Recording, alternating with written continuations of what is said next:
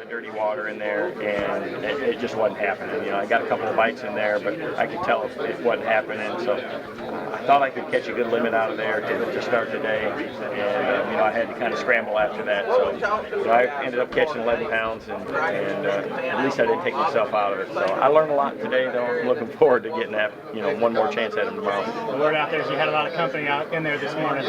Yeah, I mean, it's a community spot. I think everybody knew that those fish were there that practiced in there, and it just today the conditions weren't right. Somebody will catch a good string out of there, but it's not going to be me. I'm not going back. What do you feel like changes you need to make for tomorrow?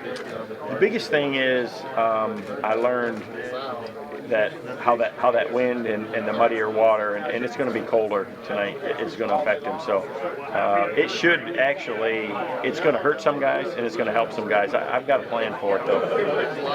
What about spectator boats? They cause any problems? The spectators were awesome. You know, today I had 15 or 20 at the most at any one time, and they're staying a long ways away, and they're really some of the better ones we've ever had. You know, I mean, last year too, it was just fantastic. So these guys know what we're out there trying to do, and they've been really doing a good job for us. Can you tell us about what you're doing? I'm fishing. Kevin, there's a lot of no names at the top of the leaderboard right now. I don't know if you've looked up there, but guys that have never won, and does that give you more confidence tomorrow? Everybody that's in this tournament deserves to be here. So I mean, they're all really good fishermen. I've got a lot of confidence just because I know what's out there. You know, I mean, I had a pretty decent practice. I felt like, you know, I made good decisions. I just dug myself a little bit of a hole this morning, and again, it's so hard to move, to change locations here. It's so time consuming that's the big challenge. So hopefully I'm going to make a little better choice tomorrow, and just got to have a couple things go my way. I didn't really have much go my way today, but you know, at least I had the bites. That gives you a lot of hope. If you went out there and you just didn't get any bites, I'd be real concerned. But you know, I had plenty of bites, and I'm just, you know, I'm looking forward to giving them another shot. How many fish you figure you caught? I caught about 10 today, keepers. What's the best decision you think you did make today, Kevin? Leaving the place I started in.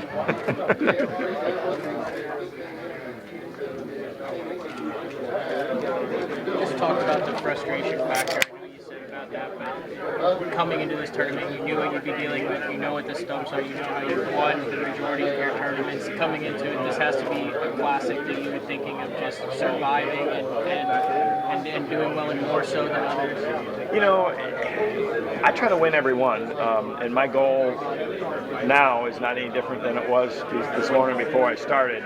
I knew that this front would affect the fish some.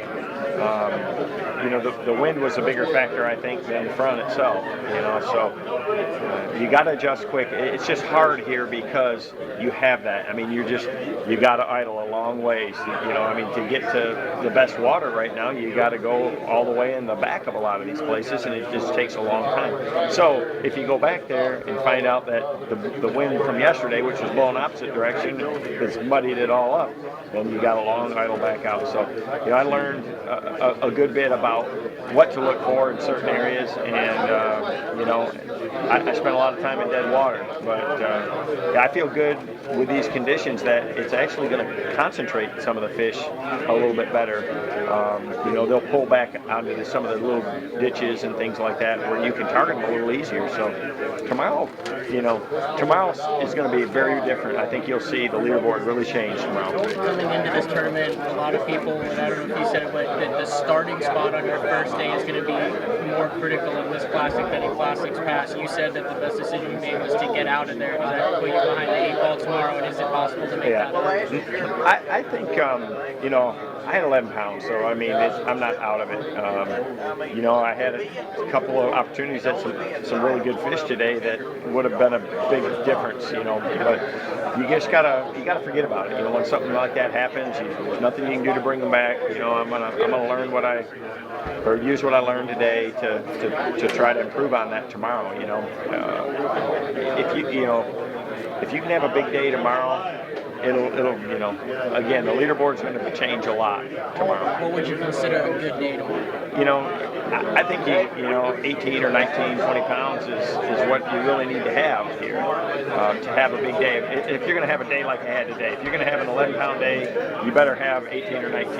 It's going to take 45 pounds to probably win this classic. You know, it may, if it warms a little bit in the afternoon tomorrow, and then on Sunday, I haven't seen the weather forecast, but it's getting cold right now. If it stays cold, it's not going to help anybody, that's for sure. So these fish are very sensitive to the temperature, to the water temperature changes here, and you know, today should have been really the best day, and I'm really surprised. I'm shocked that the weights aren't bigger. What pool are you in? I fished 2 pools today. And are you going to make big adjustments tomorrow? Yeah, I'm gonna cover quite a bit of water. You know, I really got to look at the weather forecast to make my decision. I kind of saw a few things today based on the weather that we had and the wind that we had of what I'm looking for. So I'm gonna spend a little bit of time studying tonight, and hopefully I can keep myself in some of the more conducive areas. Crowding an issue for you today? No, not at all.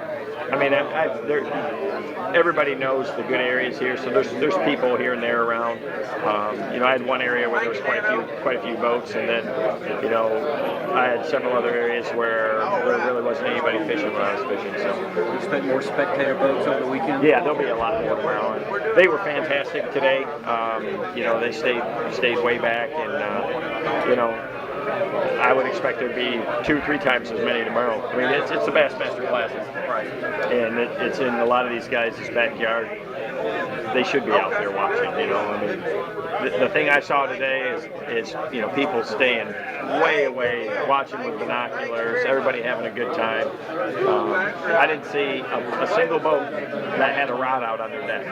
So they're definitely here to spectate, and hopefully it stays that way, and they'll let us borrow the lake for or the river system for one weekend, and then they can have it. You seemed real excited about Hummingbird's 360 technology, Kevin. What does that mean for yourself? Well, the biggest thing, we've had great sonar technology with side imaging.